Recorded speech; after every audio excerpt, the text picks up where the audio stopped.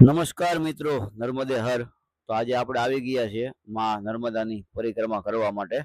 આ માં નર્મદા નદી કે જેને રેવા તરીકે પણ ઓળખવામાં આવે છે, કે જે ભારતની સૌથી પવિત્ર નદીઓમાંથી એક નદી છે.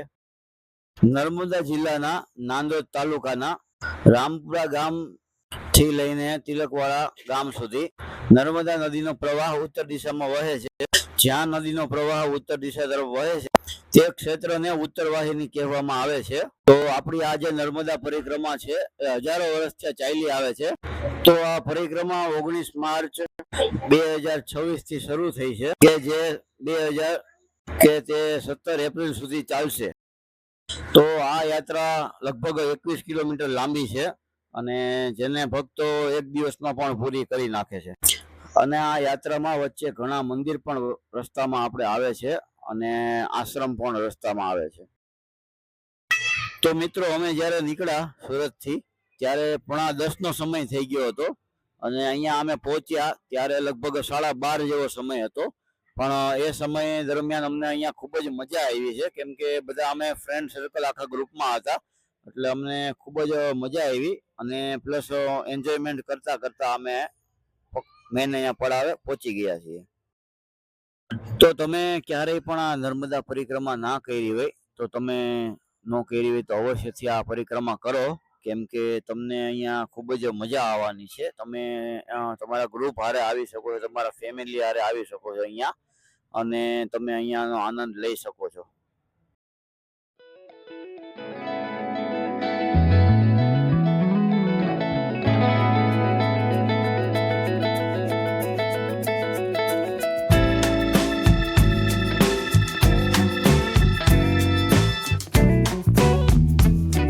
તો મિત્રો, અત્યારે નર્મદા પરિક્રમાનું આપણે 3 કિલોમીટર તો કાપી લીધું છે. 3 કિલોમીટર પછી ડાયરેક્ટ એક આ હોલ્ટ આવ્યો છે, જ્યાં ચા નાસ્તો એકદમ તદ્દન સેવામાં લોકોને વિતરણ કરે છે અને ખૂબ જ ભાવ પ્રેમથી ખવડાવે છે. તો ખૂબ જ અત્યારે તો માહોલ બહુ સારો છે, એકદમ મસ્ત છે અને પબ્લિક પણ તમે જોઈ શકો છો કે અત્યારે 1:45 થયા છે અને આ રીતના અત્યારે પબ્લિક બધું દેખાઈ રહ્યું છે. હજી મારી પાછળથી બી લોકો બહુ જ મોટી માત્રામાં આવે છે અને હજી એટલું આપણે બાકી છે કાપવાનું, જેમ કે 18 કિલોમીટર. તો હવે 18 કિલોમીટરની જર્ની કેવી રહી છે જોઈએ.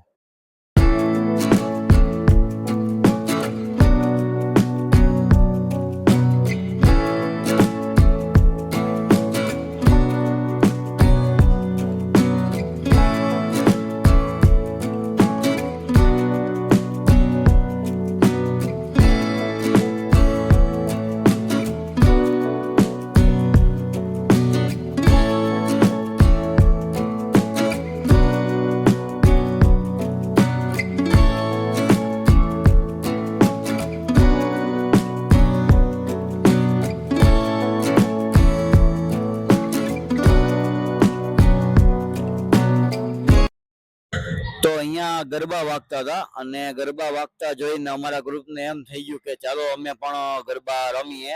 તો એમ કરતા કરતા ગ્રુપમાં હજી કોઈ ગરબા કોઈ રમતું નતું, પણ ગ્રુપ ચડ્યું એટલે બધા એક પછી એક ગરબા રમવા માટે ચડી ગયા છે. તો આપણે પણ હવે ગરબા રમીએ અને એન્જોયમેન્ટ આનંદ કરીએ.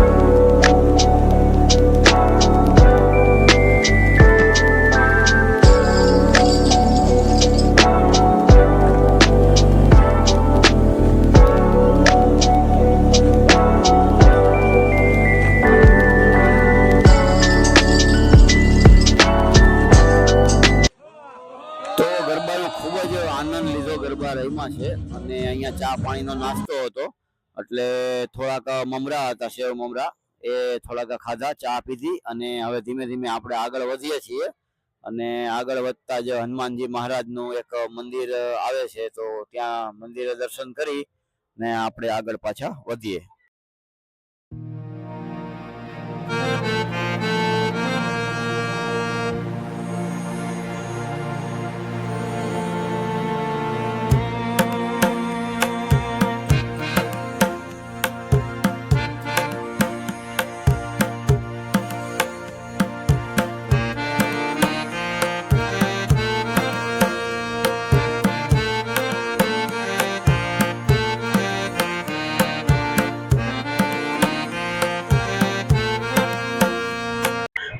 તો આપણે આવી ગયા છીએ હવે સીતારામ આશ્રમમાં, કે જ્યાં તમે જોઈ શકો છો કે ભક્તો પણ જાજા છે અને અહીંયા લોકો બુંદી ગાંઠિયાની અને ચાની પ્રસાદી પણ છે, તો લોકો લાઈનમાં પણ ઊભા છે. તો આપણે પણ અહીંયા હનુમાનજી મહારાજનું મંદિર છે ત્યાં દર્શન કરી ને આપણે પણ પ્રસાદી લઈ ને અહીંયાથી આગળ વધીએ.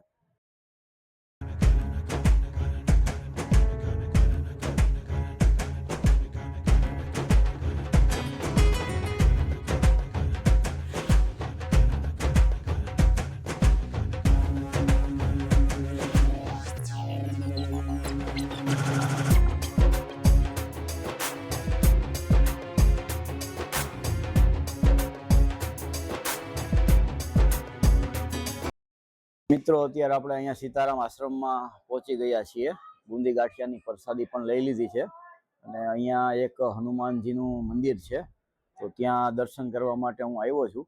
અને હનુમાનજીની મૂર્તિ એટલી મનમોહક છે અને તમે પણ દર્શન કરો અને મેં પણ દર્શન કર્યા પ્રભુના. તો બોલો સિયાવર રામચંદ્ર ભગવાન કી જય. તો આ સીતારામ આશ્રમેથી જ આપણે હવે નીચે ધીમે ધીમે જાશું ઘાટ બાજુ, કેમ કે અહીંયાથી જ ઘાટે જવાનો રસ્તો આવે છે અને આપણે એકદમ માં નર્મદાની નજીક હવે આવી જાઉં. અને અહીંયા ધીમે ધીમે આગળ વધતા વધતા અહીંયા મોટા મોટા બોર્ડ પણ મારેલા છે કે અહીંયા મગર અને વન્ય જીવો પણ છે, તો એનાથી આપણે થોડી સાવધાની રાખી અને આપણી રીતના આપણે થોડું ધ્યાન રાખીને આગળ વધવું કે કોઈ વસ્તુની આપણે તકલીફ ના પડે.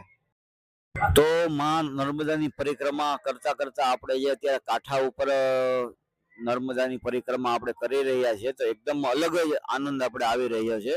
કેમ કે આવું આપણે કોઈ દિવસ વિચાર્યું નહોતું કે રાતના 3-4 વાગે આપણે આવી રીતના પરિક્રમા કરશું.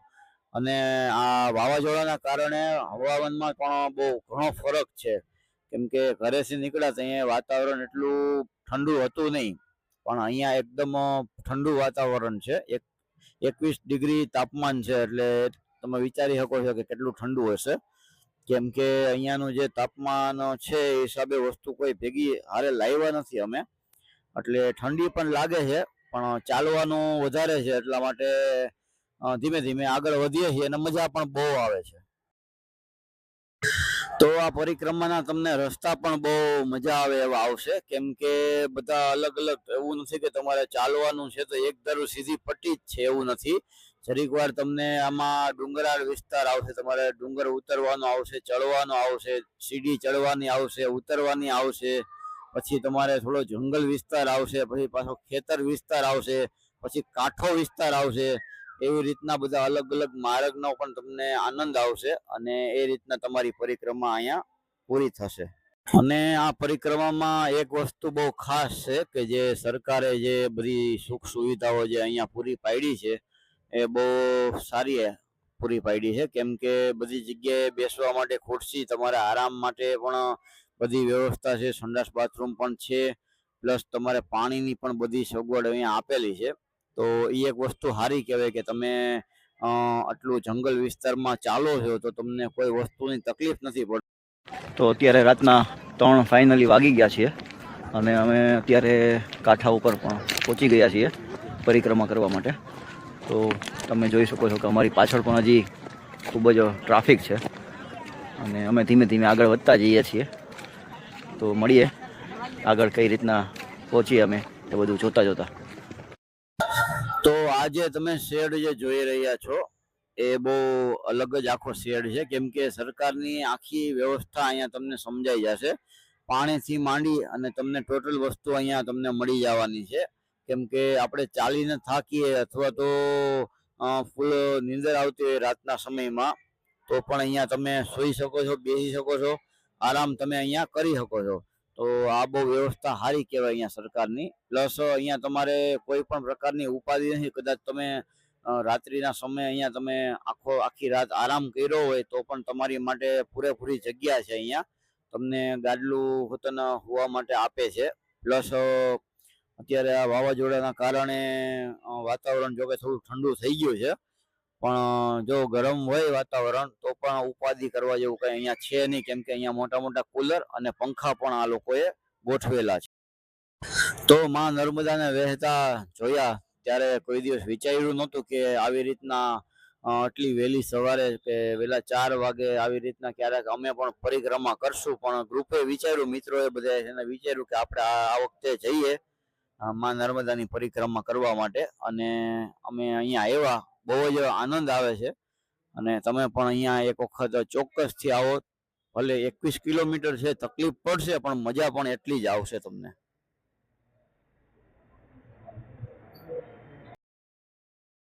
તો અહીંયા રસ્તામાં બીજા ઘણા બધા મંદિર પણ આવે છે, નાના નાના આશ્રમ પણ આવે છે. અને બીજા બધા મંદિરમાં દર્શન કરતા કરતા આપણે આગળ વધતા જઈએ છીએ. અને માં નર્મદાનું પણ અહીંયા નાનું એવું એક મંદિર આવે છે, જ્યાં બધા ભક્તો બહુ જ માતાજીના આશીર્વાદ લઈને આગળ વધતા જાય છે. અને આપણે પણ આગળ વધીએ છીએ.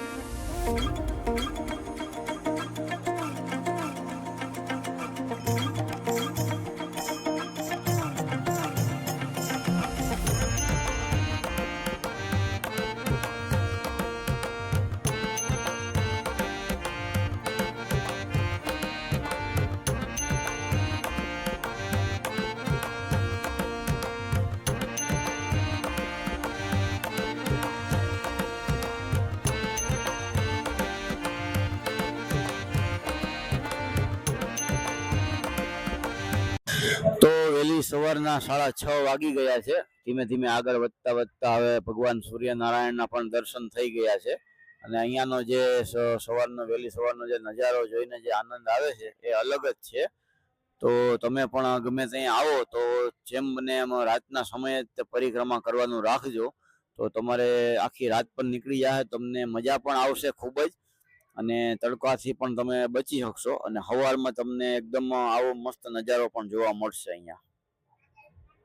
તો ફાઇનલી અમે અમારા છેલ્લા ઘાટ ઉપર પહોંચી ગયા છીએ, કે જ્યાં હવે અમને અમારી મંજિલ દેખાય છે, કે અમે પણ પરિક્રમા પૂર્ણ કરી લીધી છે.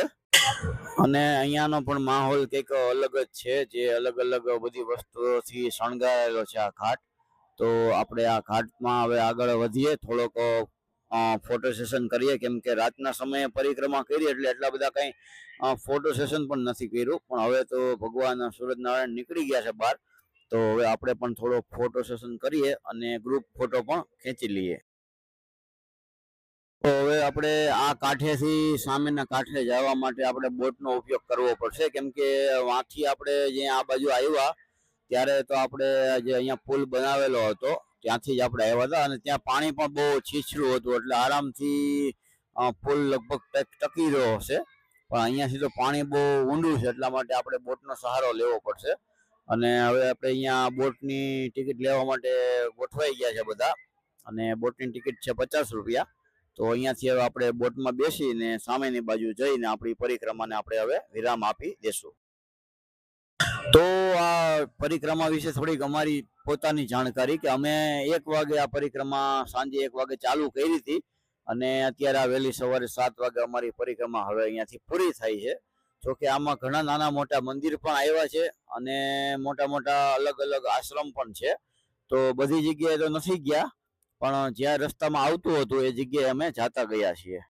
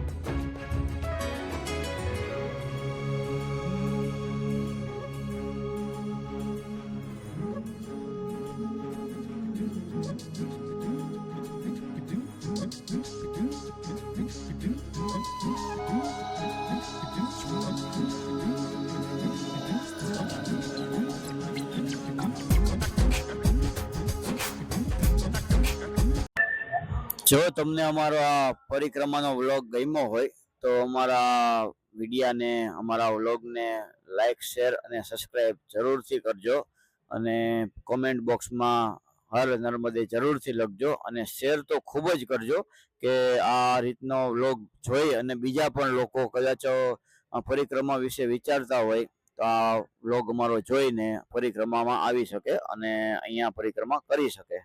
હર હર મહાદેવ.